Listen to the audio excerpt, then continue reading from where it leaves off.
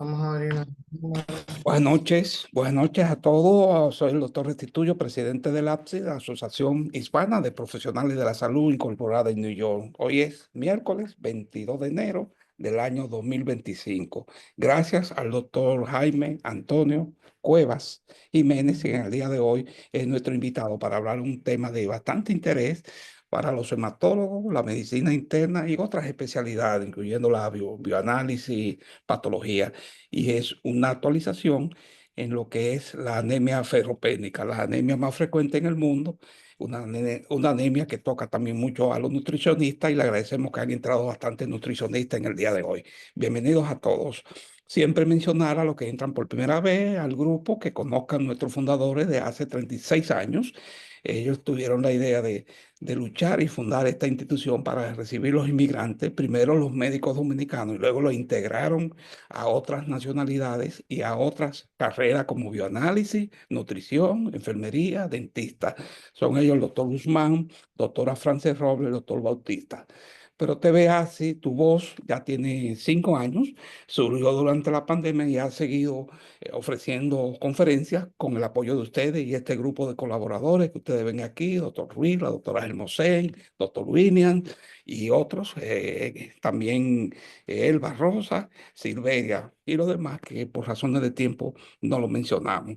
Le invitamos a que conozca un poquito más de TVASI, que está en el canal de YouTube, que se hagan miembros. Fíjense que estamos compartiendo la noticia por primera vez en esta semana, hoy. Bueno, ya llegamos a 5.000 y no solamente 5.000, que sobrepasamos ya 5.510 el total. Ya sobrepasamos los 5.000 por encima de 500.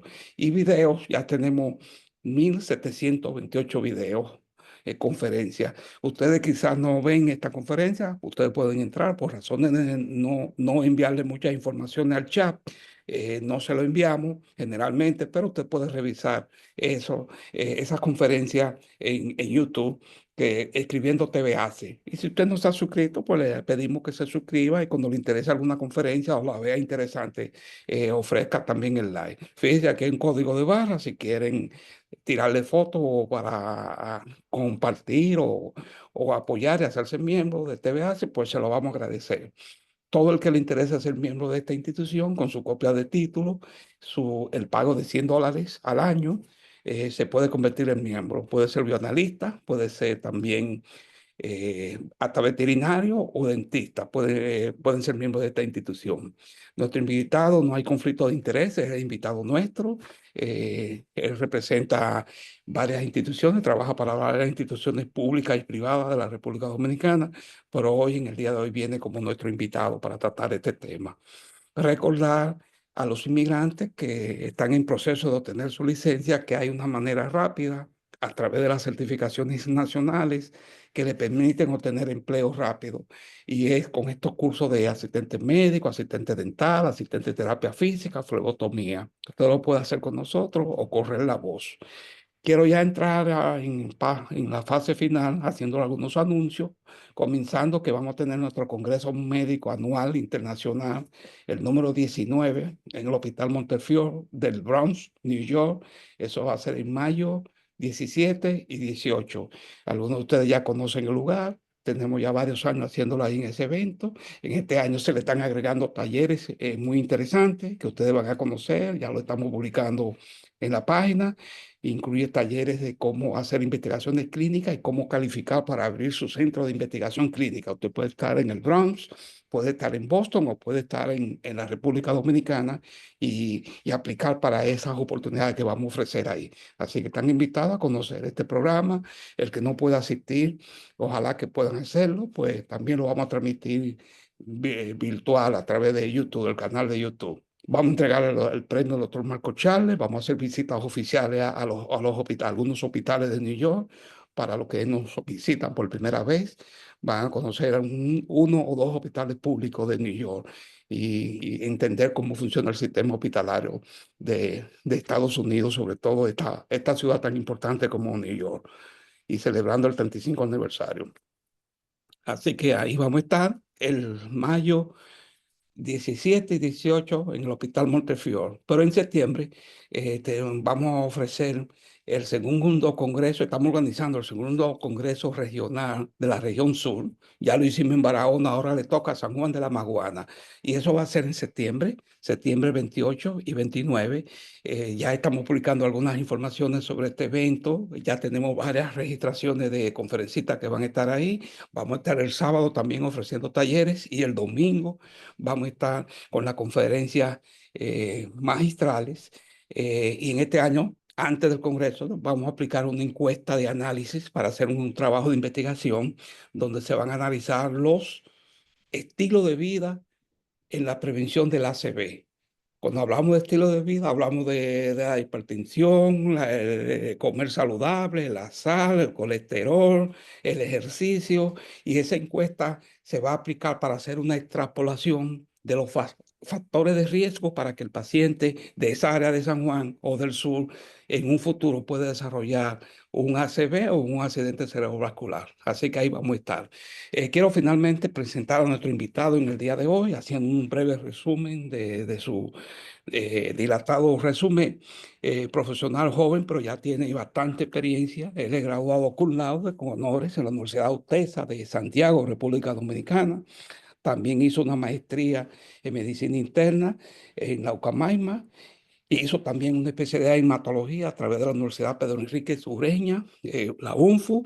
Actualmente es su coordinador del programa de residencia del Hospital Estrella Ureña, es el hospital del Seguro Social de Santiago, República Dominicana, hematólogo de varias instituciones y centros privados de Santiago, y ha sido invitado nuestro y ha impartido conferencias en otras ciudades, en otros países, como en noviembre, que tuvimos la oportunidad de oír una conferencia de él en Orlando, donde estuvo presente y fue invitado especial en el área como hematólogo. Doctor, quiero darle la bienvenida y gracias por venir a esta plataforma en el día de hoy. Gracias por la invitación, doctor Restituyo, y buenas noches a todos los presentes dentro de esta sala que es muy majestuosa, llena de muchos colegas, y esperando que poderles aportar de mis conocimientos para ayudarles en cuanto al manejo de este tipo de enfermedad que vamos a ver hoy en día. Entonces, en el día de hoy, como había mencionado, el doctor Restituyo, vamos a ver sobre una anemia que es de las más frecuentes que vemos a nivel mundial, pero al mismo tiempo es de las más inframedicadas que podemos encontrar o de las mal manejadas, porque a veces creemos que conocemos de la misma, pero hay ciertos datos que podemos desconocer u otros que pasamos por alto. Y me refiero a la anemia por deficiencia de hierro. Vamos a ver algunas pequeñas actualizaciones que se ha hecho durante durante los últimos 5 años, que esto viene en base a la guía de la Sociedad Americana de Hematología, la ASH, del año 2019. Vamos a ver dentro del contenido lo primero, que es el metabolismo del hierro, donde tenemos que conocer un poquito sobre cómo se maneja el hierro en el organismo para poder entender. Voy a tratar de hacerlo lo más resumido posible. ¿Me escuchan bien todos? Excelentemente bien. Sí, muy Muy bien. bien. Y pueden ver la imagen. Me Sí, avisan se ve cualquier muy cosa. bien. Sí, Sí, se ve claro, muy bien. Excelente. adelante. Excelente. Pues vamos a ver primero el metabolismo del hierro, luego definiremos un poco de la anemia ferropénica, veremos qué tanto impacto a nivel mundial, cómo se da el abordaje, que los cambios que han hecho durante las últimas guías, y en la última parte que sería del tratamiento, cómo vamos a manejar este tipo de anemia. De forma básica, para ir recordando un poco sobre los aspectos de hierro, recordamos que el hierro es un metal pesado que se encuentra en la tabla periódica con el número 26, lo que significa que este metal contiene 26 neutrones, 26 protones y 26 electrones. Pero esta última parte tiende a variar porque el hierro pasa por un proceso de oxidorreducción, que es como el enlace iónico que pierde y gana un electrón, pero en los metales pesados se conoce como reacción redox o de oxidorreducción. Y como resultado, el hierro va a presentarse de dos formas a nivel químico. a nivel iónico. Va a estar la forma ferrosa o la forma reducida, donde habrá dos electrones en la capa de valencia, que es la última capa del átomo, y la forma férrica oxidada, que es donde hay tres electrones en su capa de valencia. El hierro tiene unas cuantas funciones dentro de nuestro cuerpo. Primero es transportador de oxígeno y lo hace mediante la hemoglobina. También transporta electrones y lo va a hacer mediante lo que son los citocromos. También sirve como catalizador en ciertas reacciones enzimáticas, en el metabolismo oxidativo y en el crecimiento celular.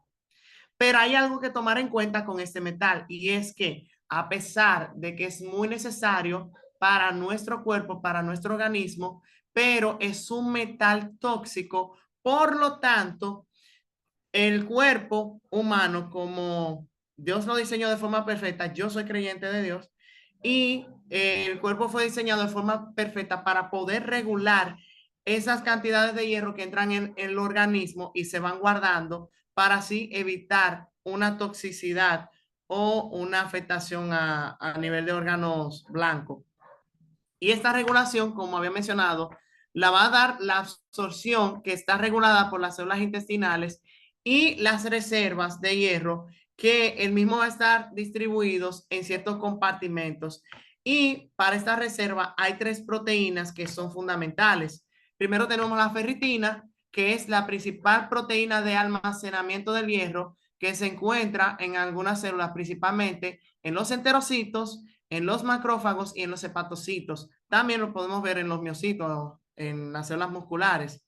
La transferrina es la segunda importante, cuya función es transportar el hierro hacia su destino, hacia las distintas células o hacia la médula ósea para la eritropoyesis.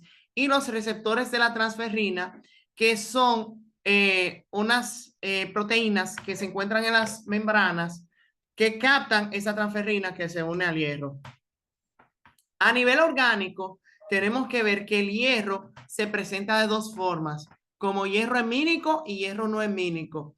¿Qué quiere decir hierro hemínico? Significa que está compuesto en el grupo M, o sea, unido junto a la protoporfirina 9 y se puede encontrar en forma de hemoglobina o forma de mioglobina. Por lo tanto, en la alimentación, este hierro va a estar presente en las carnes, en la leche, huevos, pescados, dígase, todo alimento procedente de los animales. Mientras que el hierro no hemínico, este va a estar presente en su forma férrica en los vegetales y lo vamos a ver en algunos vegetales como hortalizas, en el caso de la espinaca, verduras como el brócoli, las legumbres como las lentejas, garbanzos, arvejas, habichuelas negras, entre otros. También lo podemos ver en el pan, en los granos y en algunos frutos secos, como es el caso de en poca cantidad en el maní, lo podemos ver en las almendras y en las macadamias. Y estos dos tipos de hierro de forma orgánica están distribuidos en nuestro organismo. El hierro amínico en forma de hemoglobina y mioglobina principalmente, y la ferritina forma parte del hierro no hemínico, o sea, de esta forma se almacena.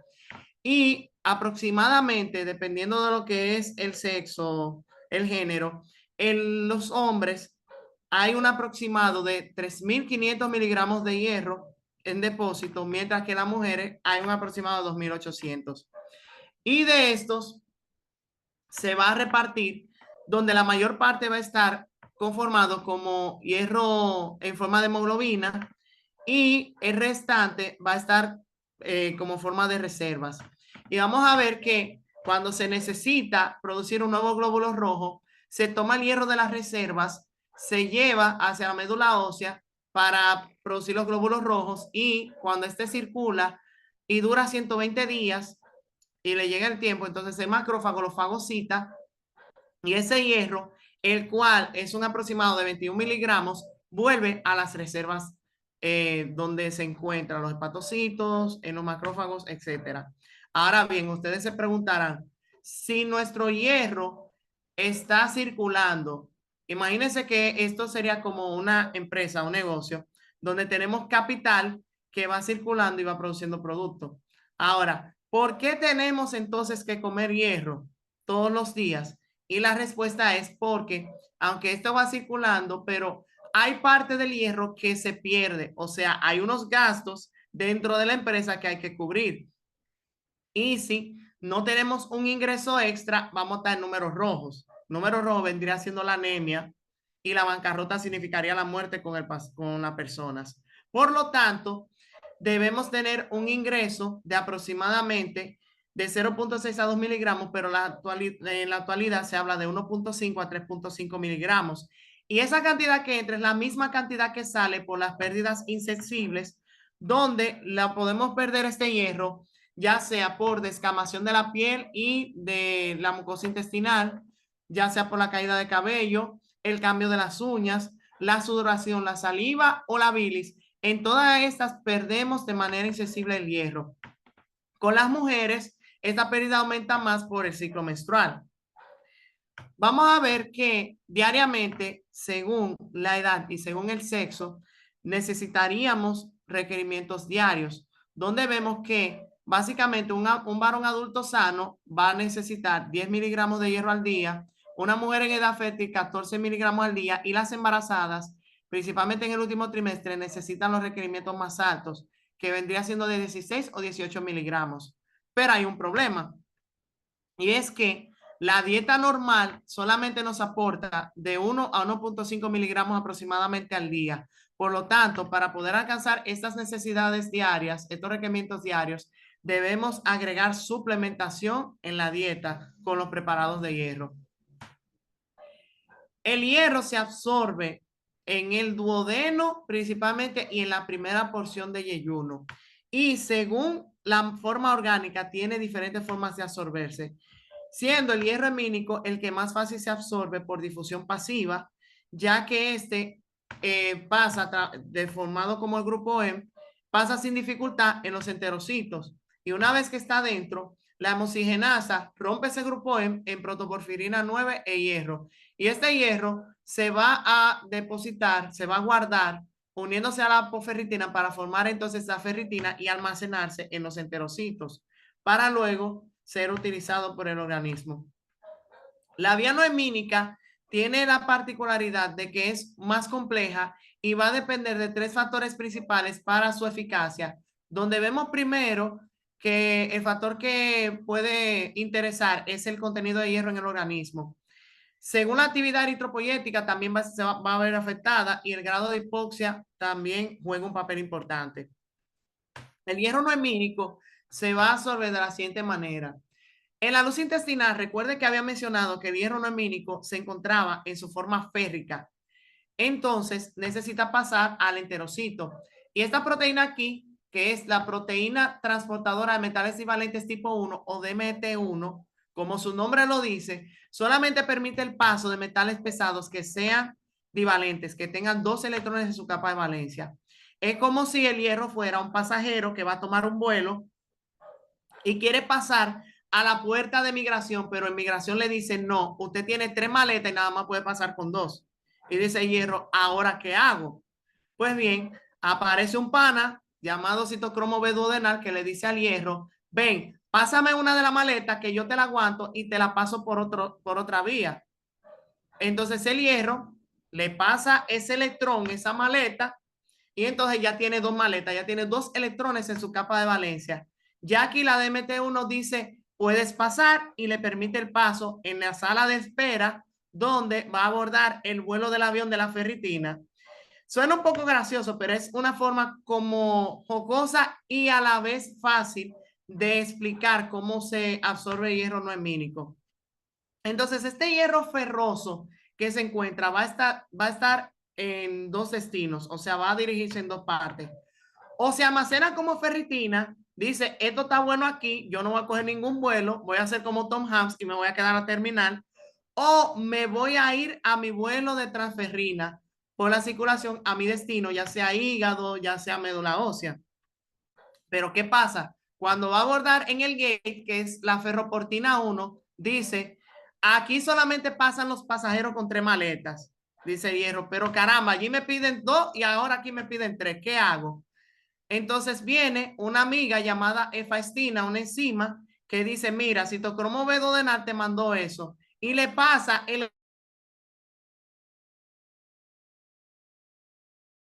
electrón que le faltaba, esa maleta que le faltaba, y ahora vuelve a estar completo a bordo del vuelo de la transferrina para poder volar a su destino. Cabe destacar que la transferrina puede unirse a 2 moléculas de hierro, mientras que la ferritina se une incluso hasta 1000 moléculas de hierro. Luego que la transferrina transporta el hierro hacia la circulación y llega hacia el hepatocito o hacia un macrófago o hacia el miocito, cuando llega se une al receptor de transferrina y este complejo va a entrar al citoplasma por el proceso de endocitosis, donde se forma una vesícula y dentro se acidifica para liberar ese hierro, y el hierro que está liberado queda en el citoplasma, y ese complejo de la transferina con su receptor vuelve hacia afuera por un proceso de exocitosis. El receptor libera la transferina y esta vuelve a la circulación para captar más hierro. Cuando se pasa en la médula ósea, el hierro entre los macrófagos y los eritroblastos pasa igual, pero este proceso tiene otro nombre y se conoce como rofeocitosis, donde el hierro que proviene del macrófago se va a unir a la transferrina y esta va a ser captada por el receptor de la transferrina que se encuentra en el eritroblasto y pasa por el proceso que ya había explicado.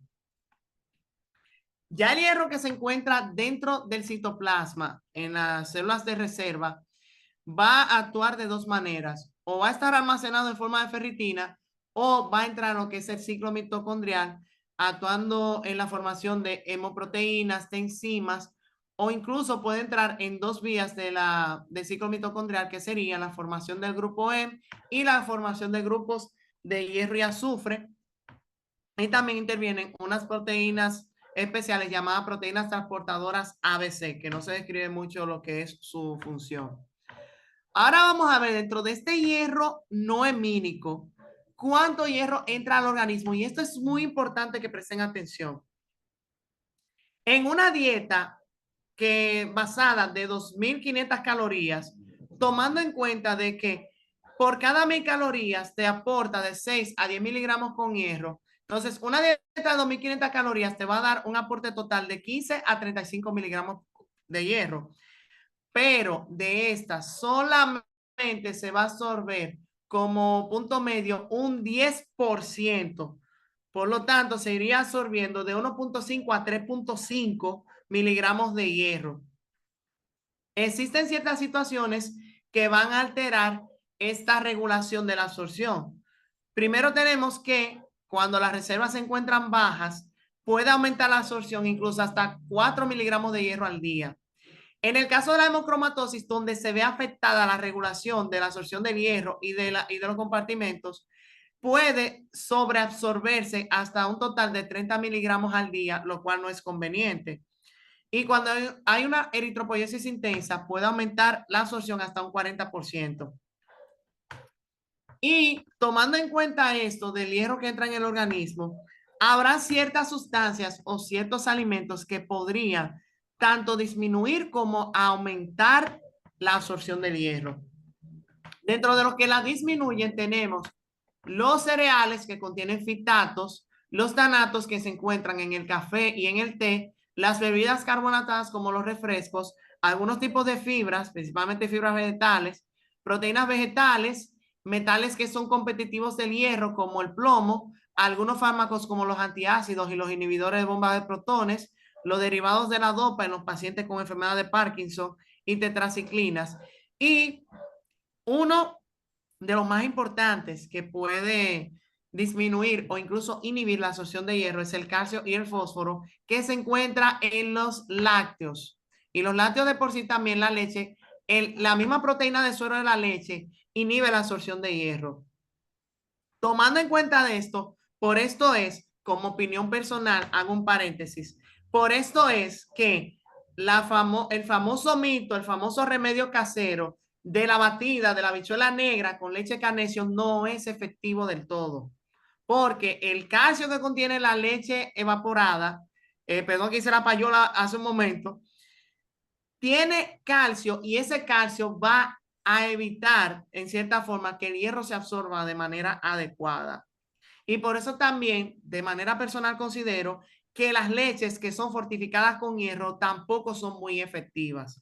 Es más, tanto así que la leche materna solamente contiene como máximo 1 miligramo de hierro por cada, por cada 10 cc aproximadamente. Y habría que ver en cada chupe que tiene el bebé, lo que le aportaría no pasaría el miligramo de hierro. Ahora, ¿cuáles lo aumentan? Está el ácido ascórbico en su forma de vitamina C. Por eso es que muchas veces se recomienda la suplementación oral con hierro y agregarle la vitamina C para aumentar la absorción, ya que con un medio ácido es que tiende a absorberse más fácil. Así también el jugo gástrico, la motilidad intestinal, algunos aminoácidos y algunos carbohidratos también ayudan a aumentar la absorción del hierro. Una vez que el hierro es almacenado, ya sea en el macrófago como producto del eritrocito que se ha destruido, que ya ha llegado a su vida media, como en el caso de los enterocitos, la ferroportina permite el paso del hierro hacia la transferrina, pero esto lo va a hacer en el caso, por ejemplo, de los hepatocitos y de los macrófagos, lo va a hacer a través de la ceruloplasmina, que es un análogo de la efaestina. Entonces, una vez que pasa la ferroportina, se une a la transferrina, llega a la médula ósea y entonces ocurre lo que es la eritropoyesis. Pues bien, tomando en cuenta esto, tenemos que ver que existen algunas situaciones que pueden provocarte una falta de hierro. La primera, que es la más principal, es la ferropenia y esto se debe por agotamiento de los depósitos. En la inflamación crónica ocurre de manera diferente y es que hay un bloqueo en los depósitos porque hay una proteína en particular producida por el hígado llamada hepcidina que se encarga de bloquear la ferroportina en el enterocito y en el macrófago y también bloquear la DMT1 para evitar que se absorba hierro y que se libere hierro hacia el torrente sanguíneo con el fin de cortar la fuente de alimentación de las bacterias en caso de encontrarse y así evitar el crecimiento de la misma. Es un mecanismo de defensa propio del cuerpo.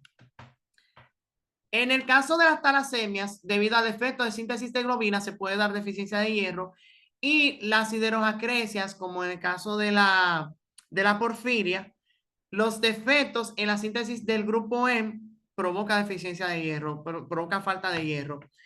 Entonces tenemos que tomar en cuenta que estas cuatro situaciones tienen algo en particular que presentan un carácter clínico y biológico de forma similar porque se muestran como una anemia microcítica hipocrómica. Y tomando eso en cuenta, por eso es que debemos hacer el diagnóstico diferencial antes de dar tratamiento con hierro oral. E insisto con esta parte porque siempre tenemos el problema de que me llega una anemia, ya indicarle hierro, como si la deficiencia de hierro fuera la única causa de anemia ferropénica. Y cuando viene a ver, el paciente presenta una inflamación crónica y usted lo puede llevar incluso a una hemocromatosis iatrogénica por sobrecarga de hierro debido a la administración de hierro vía oral, cuando en realidad hay un bloqueo de depósitos. Ahora vamos a entrar en materia con respecto a la anemia por deficiencia de hierro, la cual no es más que la anemia producida por niveles de hierro por debajo de lo normal, tomando en cuenta, según la Organización Mundial de la Salud, definir la anemia como niveles de hemoglobina menor de 13 en hombres, menor de 12 en mujeres y menor de 11 en embarazadas en el último trimestre. La anemia por deficiencia de hierro es el déficit nutricional más frecuente que se encuentra a nivel mundial y tiene causas las cuales pueden ser fisiológicas o patológicas, que veremos más adelante. A nivel epidemiológico, veremos que según un censo que hizo la Organización Mundial de la Salud en el año 2013, determinó que de las personas que presentaban anemia, 1.9 billones, más bien a nivel de lenguaje inglés americano, en nuestro caso sería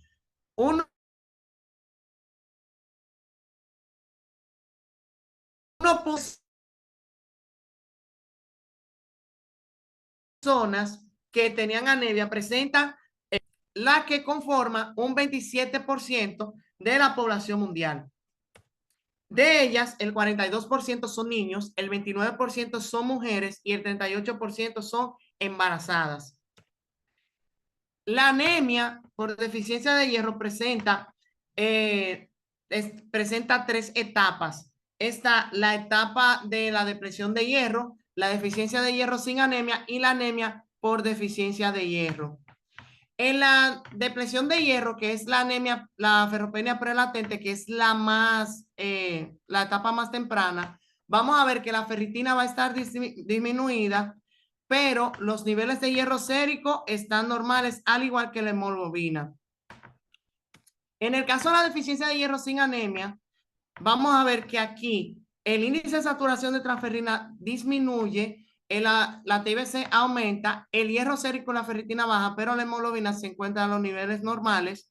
Esta es la etapa un poquito más avanzada y se conoce como ferropenia latente. Mientras que la anemia por deficiencia de hierro es ya la parte más avanzada y es donde encontramos principalmente los pacientes, donde vemos que la anemia se ve de manera franca con una hemoglobina baja y se observa microcitosis e hipocromía. Y vamos a ver que el hierro sérico, la ferritina y el porcentaje de saturación de transferrina disminuyen. Ahora bien, vamos a ver que la anemia ferropénica puede presentarse incluso sin depresión de hierro. Y esto se debe cuando hay una redistribución de hierro corporal, que esto se da en el caso de las anemias inflamatorias o casos infecciosos. También en la hemosiderosis pulmonar idiopática y la hemoglobinuria paroxística nocturna. Vamos a entrar ahora al abordaje.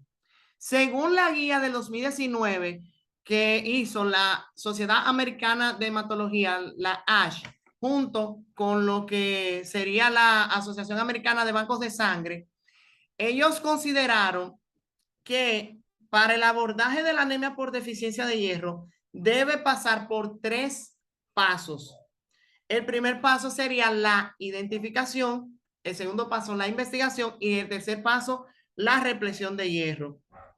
En el primer paso tenemos que identificar si estamos en presencia de una anemia por deficiencia de hierro, haciéndolo por la historia clínica, por exámenes físicos y pruebas de laboratorio.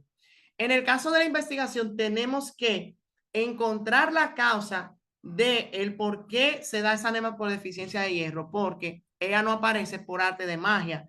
Las anemias, y eso es algo que deben tomar en memoria, o sea, deben grabar en la memoria, la mayoría de las anemias, por no decir todas, son secundarias. Las anemias que pueden ser primarias serían ya como consecuencia de neoplasias hematológicas, pero las anemias tienden a ser secundarias y la anemia por deficiencia de hierro no es la excepción. Y debemos buscar algo que provoque esa deficiencia de hierro, que muchas veces puede ser por pérdidas crónicas principalmente. Y luego tendríamos la represión de hierro. En el caso de la identificación, que es el primer paso, tenemos que confirmar esa depresión de hierro y vamos a verlo por las manifestaciones clínicas. ¿Cuáles manifestaciones clínicas son esas? Tenemos palidez, cansancio, mareos, fatiga muscular, irritabilidad, pérdida de memoria, disnea, palpitaciones, cefalea, parestesia e infecciones. Y esto lo vamos a ver en lo que viene siendo las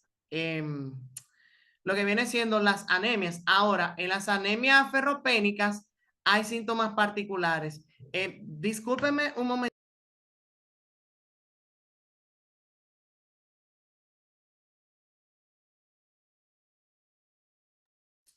Bien, volviendo con lo que es la conferencia, hay sintomatología específica de la anemia por deficiencia de hierro y dentro de ellas tenemos la pica.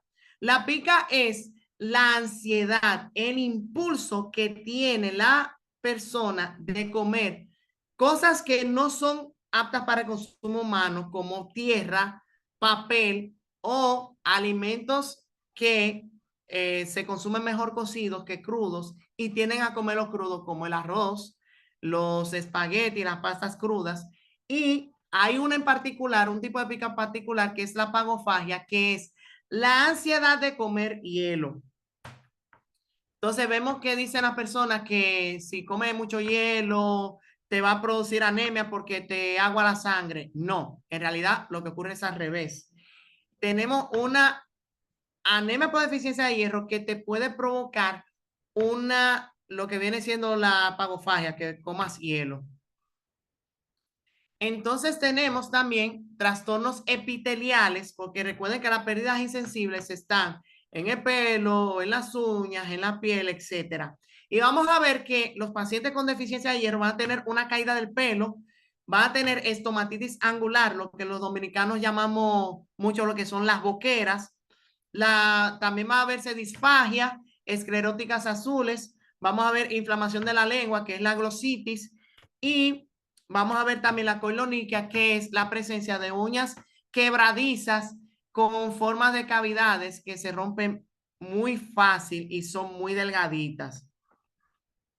Dentro de la prueba de laboratorio que me ayudan a confirmar o a determinar la anemia por deficiencia de hierro, tenemos primero de base el hemograma, donde vamos a ver un volumen corpuscular medio, una hemoglobina corpuscular media y una concentración de hemoglobina corpuscular media disminuida y una anchura de distribución eritrocitaria aumentada.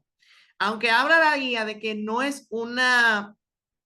son pruebas que son confirmatorias per se para una anemia por deficiencia de hierro, pero en la experiencia que tengo, en los pocos años que tengo de experiencia, perdón, veo que cuando tenemos un BCM por debajo de 70, no he visto otro caso que no sea una deficiencia de hierro que me lleve a esos niveles. Incluso un BCM en 59, en 55.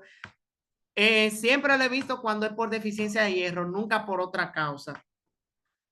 Otra prueba que se le haría sería el conteo de reticulocitos, los cuales estarían disminuidos, lo que me habla de una anemia regenerativa, porque la médula no está funcionando de forma adecuada. También haríamos la ferrocinética, el mal llamado perfil férrico, que les voy a mostrar ya después de esta diapositiva cuáles cambios hubo en cuanto a los parámetros. También en el extendido de frotis de sangre periférica vamos a ver esos glóbulos rojos pequeños y pálidos y también hay en forma de óvalo. La médula ósea sigue siendo el gol estándar para diagnosticar la anemia por deficiencia de hierro, pero no se realiza de manera inicial, sino ya cuando tú ves que después de las distintas pruebas no son muy concluyentes, ya caeríamos en la biopsia de médula ósea. Y en casos de acera, vamos a ver que los depósitos de hierro van a estar ausentes y esto se comprueba con haciendo en el aspirado la tinción de Peirce. Otras pruebas que se utilizan son el zinc protoporfirina sérica libre y el contenido de hemoglobina reticulada. Ahora vamos a entrar en la parte de la ferrocinética, que esta parte sí hubo cambios. Anteriormente se decía que la ferritina que estaba menor de 15 nanogramos por mililitro o microgramos por litro en las mujeres y menor de 30 en hombres, era considerada una anemia por deficiencia de hierro. Pero ahora en los últimos años se comprobó que una ferritina, tanto en hombres como en mujeres, menor o igual a 30 nanogramos por mililitro, presentaba un 92% de sensibilidad y un 98% de efectividad para diagnosticar una anemia por deficiencia de hierro. Y cuando teníamos entre 30 y 45 de ferritina, daba un rango de probabilidad positiva de 1,82.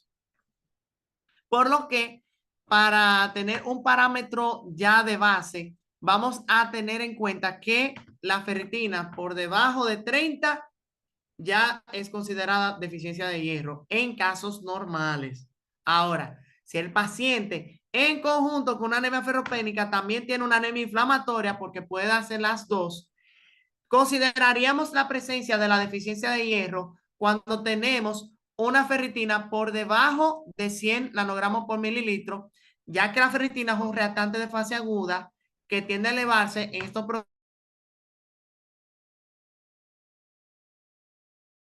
proceso según va aumentando la edad. Otra prueba que nos ayudaría es el índice de saturación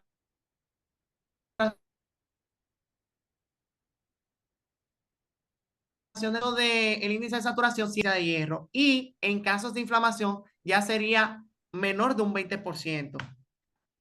Ahora bien, vamos a ver unos casos especiales donde hay ciertos pacientitos que tenemos que tomar los parámetros de manera diferente. Lo primero es que en un paciente que tenga una falla cardíaca, diagnosticamos una deficiencia de hierro cuando éste tiene una ferritina menor de 100 o menor de 300 y añadido a eso un índice de saturación de transferrina menor a un 20%.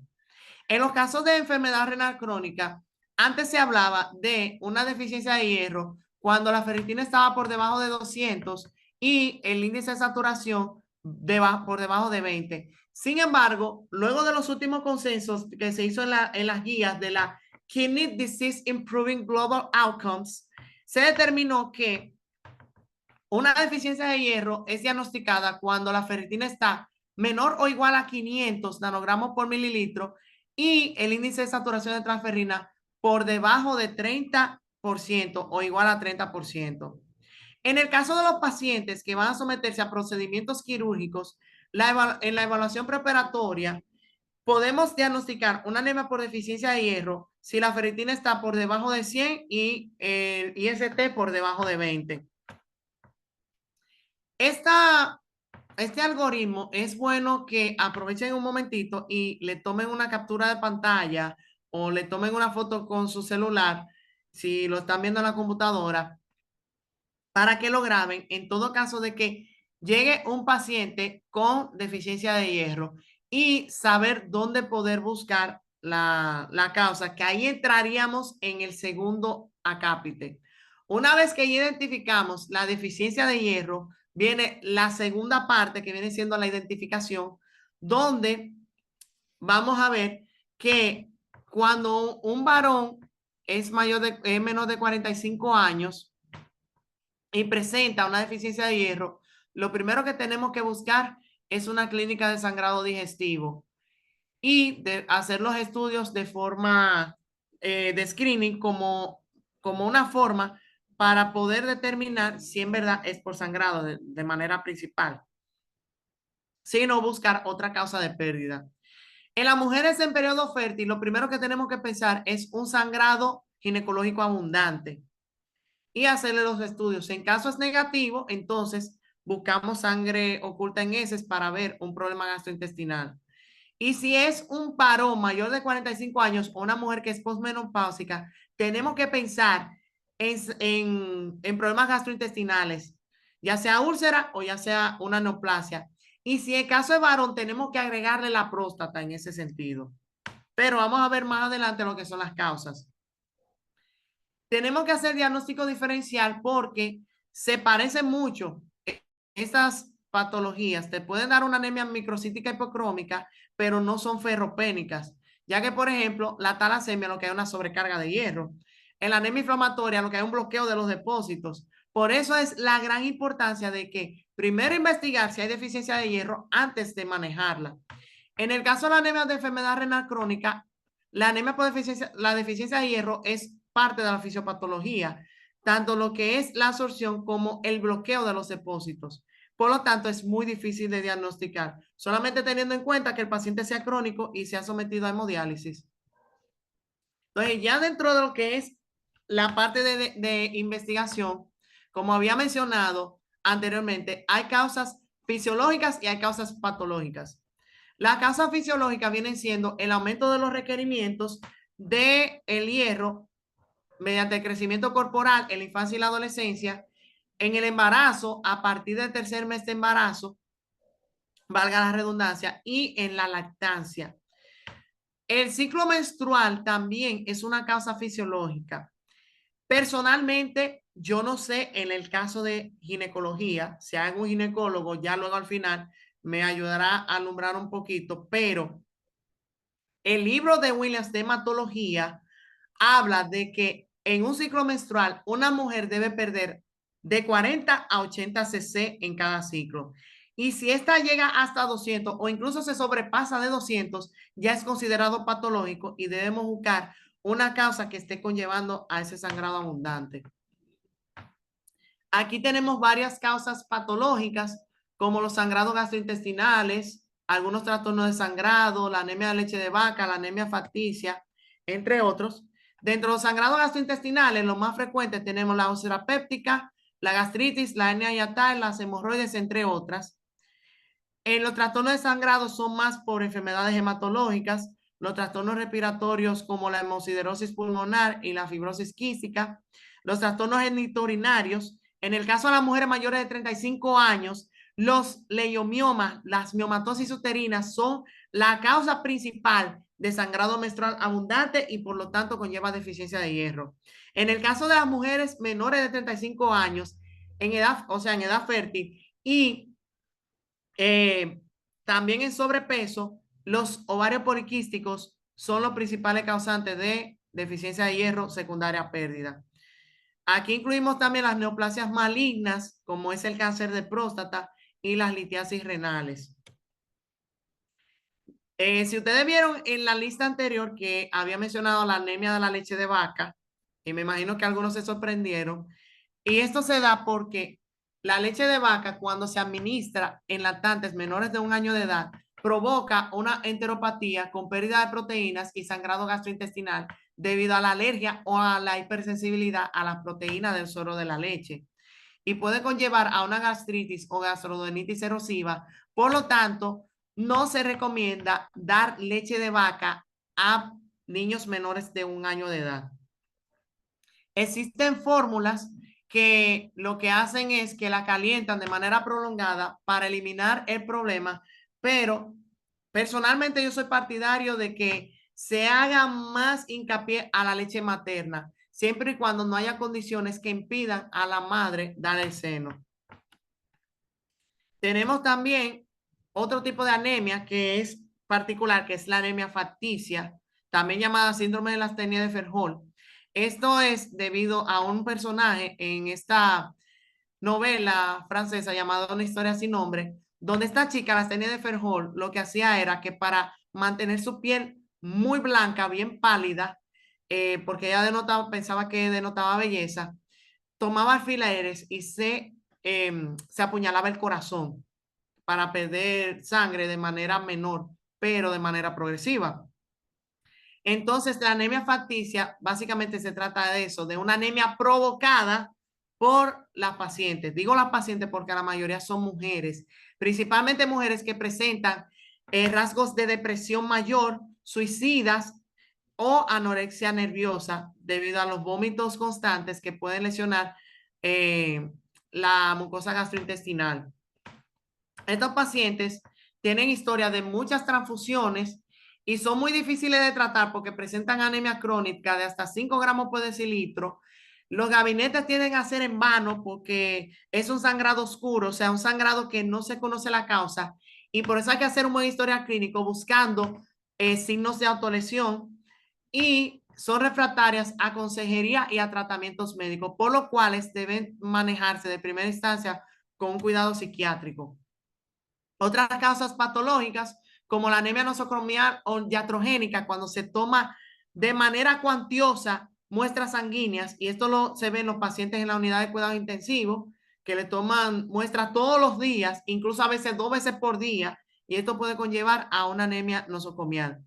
También las anemias incidentes a donación de sangre de 20 a 2, que los pacientes que donan pierden de 200 a 250 miligramos de hierro.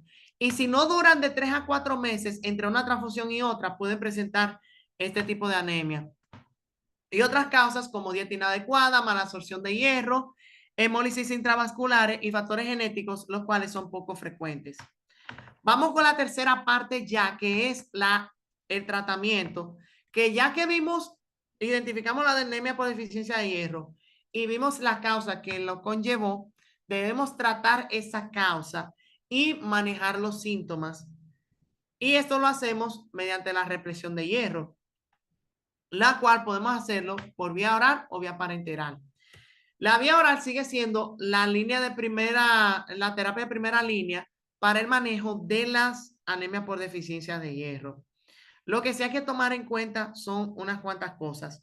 Lo primero es que, mostrando aquí la tabla que se ve de los distintos componentes de hierro en Estados Unidos y en Canadá, y de estos cuantos hay aquí en República Dominicana, tomemos en cuenta que no es lo mismo la dosis que presenta la tableta que el contenido de hierro elemental por tableta. Por ejemplo, si tenemos aquí el gluconato ferroso, que es una sal de hierro, dice que la dosis por tableta es de 240 miligramos, pero el hierro elemental es de 27.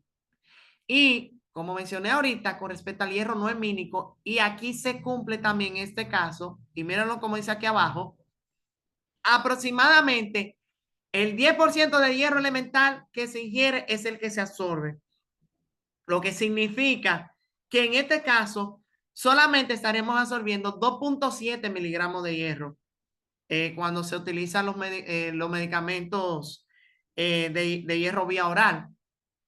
Aunque hay ciertos componentes, como por ejemplo el citrato férrico, que el hierro que presenta la tableta es la misma cantidad de hierro elemental que posee.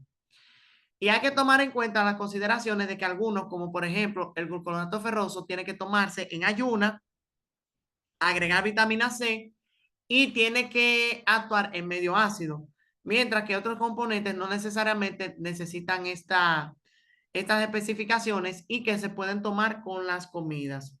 Ahora bien, lo que se hicieron unos cuantos estudios y se hizo una comparación entre si dar el hierro dosis divididas dosis divididas diario, o si darlo una vez al día o incluso una vez interdiario, ¿cómo resultaría? Y en esos dos estudios se determinaron que administrando hierro varias dosis al día de manera diaria, lo que provocaba era que aumentara los niveles de cidina y por lo tanto bloqueaba la absorción de hierro y fallaba entonces el tratamiento debido a que no solo bloqueaba esa absorción del hierro vía oral que se daba, sino que también que bloqueaba los depósitos de hierro y por lo tanto no se liberaba para la eritropoyesis. Mientras que se vio mejor eficacia cuando se manejaba con el hierro una vez al día o incluso una vez interdiario, cada 48 horas. Y entonces, lo que se recomienda en el 2019, la ASH, es esto.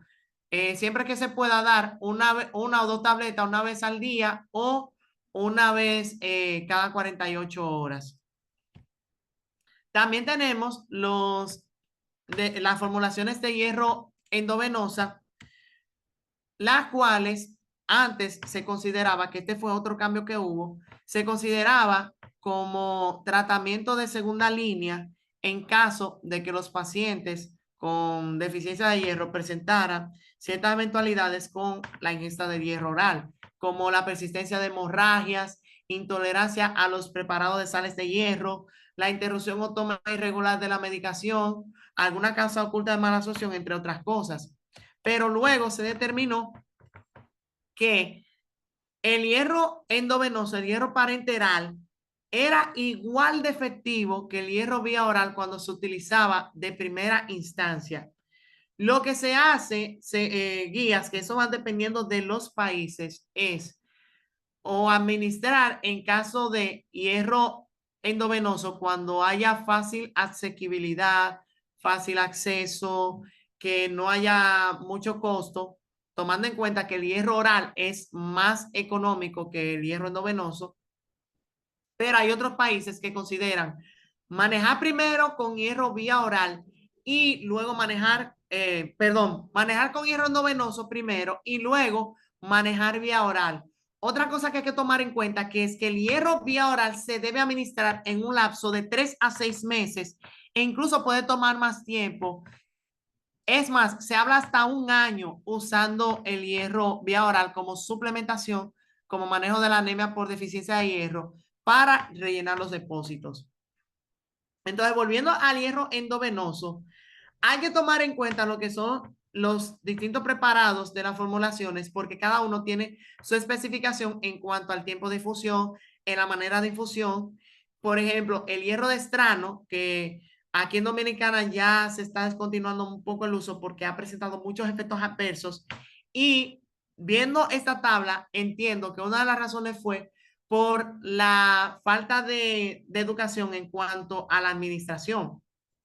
Porque según vemos aquí, habla de que tenemos que hacer una dosis prueba de 25 miligramos de de infundir el hierro. Y si vemos que el paciente no presenta eventualidad, entonces infundimos 100 miligramos.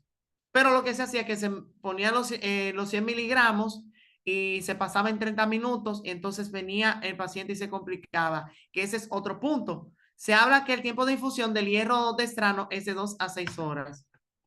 También este hierro se ha descontinuado porque, según guías europeas, es categoría C en el embarazo y se recomienda más el hierro sacarosa como categoría B.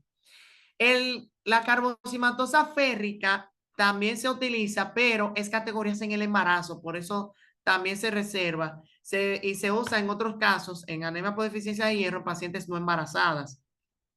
Aquí en el país tenemos este que es el Ferrinjet. Del hierro sacarosa vienen más cantidades, tal vez no fer como en otros, y la, la dosis de infusión vendría siendo 100 miligramos cada 30 minutos, la cantidad de 200 a 300 miligramos a la semana.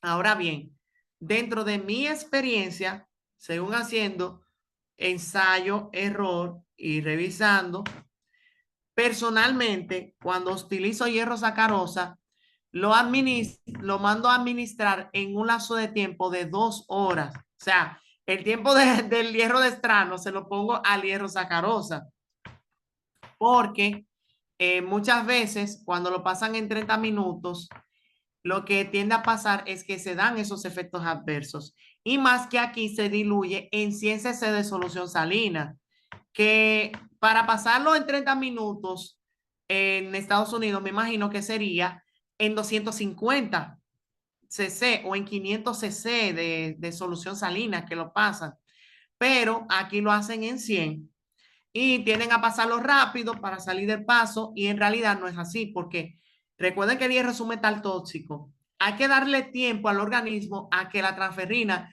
capte esas moléculas que van entrando para que sean transportadas. Por eso es que yo he visto que si lo administra a 2 horas tengo menos efectos adversos que cuando se administra en 30 minutos o incluso en 1 hora.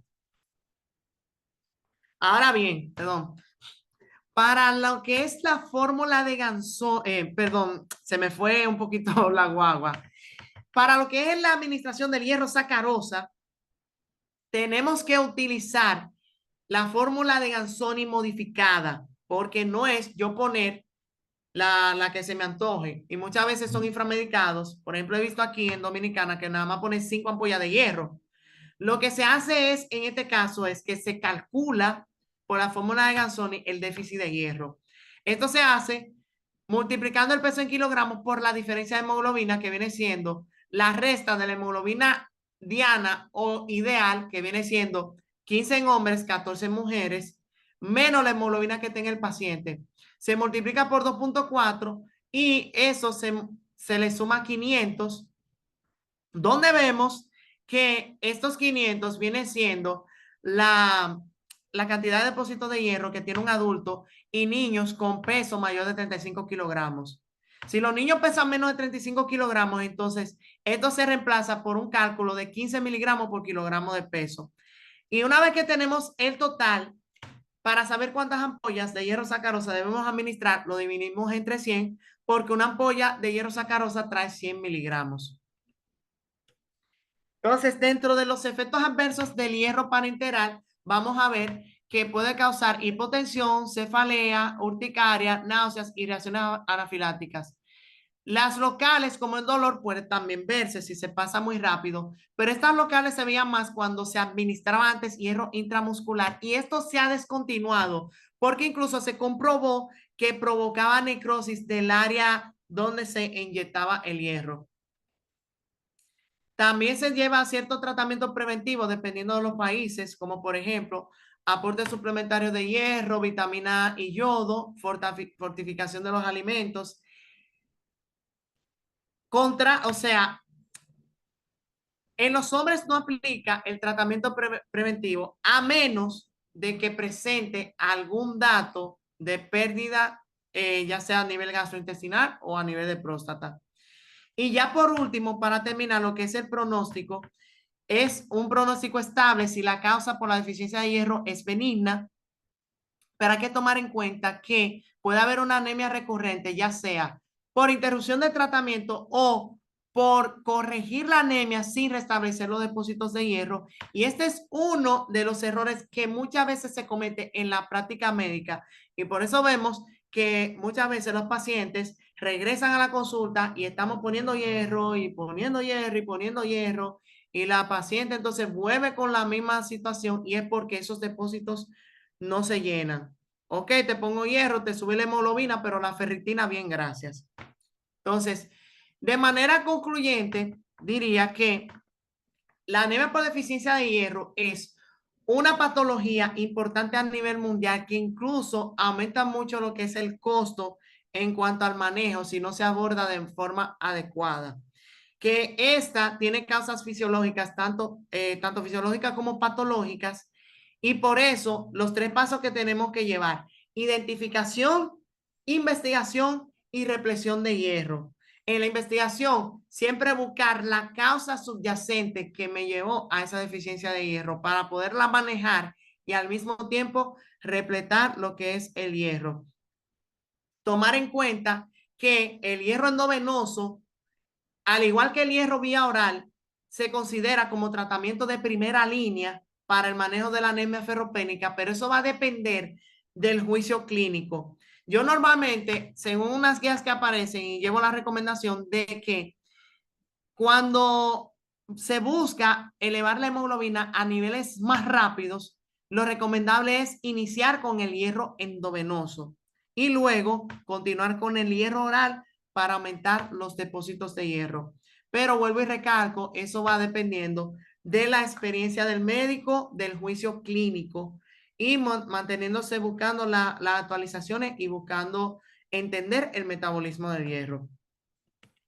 Ya de mi parte, ese sería todo con la conferencia de hoy. Me disculpo por lo extensa que fue, pero quería que quedaran claros muchos aspectos con respecto a la deficiencia de hierro para que en unos próximos encuentros con diferentes pacientes ya saber cómo abordarlos y cómo manejarlos.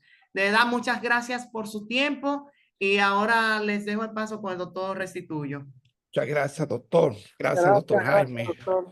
Nueva, muy interesante, muy amplia. Vamos a permitir unas preguntas o comentarios o aportes que alguien quiera hacer. Pueden abrir sus micrófonos o levantar la mano. Sí, creo que Sobeida hizo un comentario en el chat. Una pregunta. Aquí yo veo una pregunta y creo que Sí, la entiendo lo que quiso decir la adelante. doctora Paniagua. Sí, Que, doctor, ¿y qué se puede hacer en los casos de las personas, quiso decir falsémica, me sí, imagino, falsémica. Sí, que exactamente. Puede siempre tienen ser. anemia? Entonces, miren qué es lo que pasa con las anemias falciformes. La anemia célula falciforme es una enfermedad hereditaria donde hay una alteración en la cadena de hemoglobina, donde por mutación se sustituye lo que viene siendo en la posición 6 de la cadena de globina, se sustituye el ácido glutámico por valina. Entonces, ¿qué pasa? Las células, los glóbulos rojos, en condiciones normales salen normales, pero cuando hay datos de hipoxia, se falsiforman, o sea, se torna como en forma de octante de luna o como guineo o guadaña, se pegan a las paredes y entonces causa lo que son las crisis vasoclusivas por la falta de lo que es el flujo. Entonces, hacer una hemoglobina anormal, estos pacientes siempre tienden a presentar anemia y una hemoglobina de 8 o de 9 ya es normal para ellos que puedan manejarla. Entonces, en estos casos hay que tener cuidado porque como estos pacientes tienden a transfundirse de manera frecuente, entonces muchas veces tienden a sufrir de sobrecargas de hierro. Ahora, si tenemos un paciente falsémico que determinamos que tiene una deficiencia de hierro, tenemos que tratar esa deficiencia de hierro de manera cuidadosa. Podemos administrarle hierro a ese paciente vía oral, pero vigilando más de cerca los niveles de ferritina, por si en todo caso llega a transfundirse, que ahí se le aportaría 250 miligramos de hierro, evitar que se sobrecargue en ese sentido. Pero ya de por sí, una persona falsémica tiene anemia siempre y no es por deficiencia de hierro, sino por su problema genético per se. Exacto. Excelente. ¿Alguien más quiere hacer un comentario, pregunta o un aporte al doctor Cuevas? Aquí veo en el chat la doctora Sí. Ancalis Gómez, compañera de medicina interna en el Estrella Ah, ok. Aurelia. Ella Sí, me sí. pregunta que cómo se hace el seguimiento de la ferropenia una vez que se coloca el manejo de hierro sacarosa y el manejo de relleno de depósitos y en qué tiempo tiene que volver a ver al paciente. La guía habla en el 2019 que una vez que se repone el hierro sacarosa, se debe ver a las 2 semanas para evaluar si ha aumentado el nivel de hemoglobina, que se habla que en 4 días puede comenzar a producir la médula y ya a los 7 días el hematócrito comienza a elevar. Ojo, el hematócrito no es un método diagnóstico para anemia, pero Oh, sí va a ayudar en lo que es la respuesta al tratamiento, ya sea con hierro, ya sea en otros casos de anemia con eritropoyetina. Pero para diagnosticar la anemia tenemos que tomar en base en la hemoglobina. Entonces, en 2 semanas, pero yo normalmente dejo que con la fórmula de Gansoni termine los déficits que se repone. Si, por ejemplo, un paciente me tiene 1500 miligramos de depósito, ya yo sé que son 15 ampollas que tengo que ponerle. Entonces, calculando, yo lo cito en 1 mes y medio, si son como 16, 17 ampollas, hasta 2 meses, para darle tiempo a que el paciente vaya siguiendo lo que es el tratamiento. Porque muchas veces hay condiciones que el paciente o no tiene los recursos o, por ejemplo, que no tiene la facilidad de llegar por el horario o por la disponibilidad de un centro de que se deba administrar el hierro o que en muchos casos, y eso lo digo conscientemente, responsablemente, que pasa aquí en República Dominicana, muchas veces por desconocimiento el personal de salud tiene miedo de administrárselo. Y por eso dice, ah, no, que no se lo quieren poner porque tiene miedo, porque a él le han causado paros, pero ¿por qué? Porque han puesto hierro de estrano y lo han puesto rápido y como vimos, esto se pone de manera lenta. Entonces, el paciente ya una vez que se manejan los depósitos de hierro, terminando de contestarle a la pregunta a la doctora Ancalis, una vez que se rellenan los depósitos, cada 3 meses sería bueno uno ver al paciente con lo que vendría siendo el hemograma, con ferritina y por ciento de saturación de hierro o índice de saturación de transferrina para valorar si esos depósitos ya se han llenado y que el paciente o la paciente no presente anemia. bien. Doctor, usted en su experiencia como hematólogo, cuando yo sé que muchos pacientes con deficiencia de hierro o anemia crónica le llegan muchas veces tarde a la consulta. ¿Cuándo es preocupante? Un hematólogo considera que hay que referirlo al especialista cuando le están viendo ya fuera del ambiente que no es, por ejemplo, el programa de residencia donde usted está, que hay parámetros, hay protocolos para manejar esos pacientes. ¿Cuándo es preocupante de que una anemia crónica o una deficiencia de hierro se esté manejando no apropiadamente? Cuando vemos que llega en la especialidad, cuando me dicen, doctor, eh, me han visto tal médico o medicina interna o medicina general o ginecología, y me han puesto hierro, me han puesto ampolla de hierro y la anemia no se me quita. O sea que se ha visto, pero de forma crónica es una anemia refractaria. Entonces, ahí es cuando llegaría al especialista para poder revisar si es que la paciente fue no manejada de manera adecuada o si presenta, y esto es un caso raro, mutaciones genéticas que conlleven a una anemia por deficiencia de hierro refractaria al hierro. Pero como dije, son casos poco frecuentes. Muchas veces lo que ocurre es lo primero, es que ha sido inframedicado o corrigieron la anemia, pero no repusieron los depósitos de hierro y entonces vuelve y aparece esta deficiencia de hierro o que no se manejó adecuadamente la causa subyacente o se pasó por alto. Entonces, por eso era la insistencia de conocer las distintas causas y no pasar nada por alto y manejar la causa primero para luego manejar la anemia. Normalmente yo cuando hago la comparación que le explico a los pacientes es como si usted tuviera una cubeta de agua, un cubo de agua, y ese cubo tiene un agujero abajo. Nosotros dominicanos, está Claro, pichado el cubo. sí, Entonces, por más agua que yo le eche, nunca se va a llenar el cubo. Entonces, como hematólogo, mi papel es de abrir la llave para echarte el agua, pero el taparte el hoyo no me corresponde en esa parte porque es un área que yo no manejo. Ya vendría siendo o ginecología o gastroenterología o dependiendo de la causa que se presente el área. Ya si es de hematología propiamente, ya entonces me cargaría yo en ese sentido. ok. Hay una última pregunta. Nieves, la licenciada Nieves Sosa, está levantando la mano. Adelante, Nieves. Buenas noches, Buenas buenas noches. noches. Ay, pero qué doctor que tiene una vasta experiencia en asuntos de anemias y eso. Pero mi pregunta, doctor, tal vez no tiene nada que ver con anemia, ni mucho menos. Ah, pero sí, en este país donde vivimos, estoy en Filadelfia, doctor. Uh -huh. em, Hay ahora mucho catarro, mucho gripe y mucho asunto. Y yo no soy de darme mucho gripe, pero ah, dicen, no sé si es un mito, que las personas que le dan mucho catarro tienen las defensas bajas. ¿Será por anemia o será porque es viral? No sé. Tal vez no es su experiencia, doctor, pero informaciones generales. En realidad, una cosa es anemia y otra cosa es defensa baja, porque cuando diagnosticamos anemia nos basamos en la hemoglobina, en la serie roja.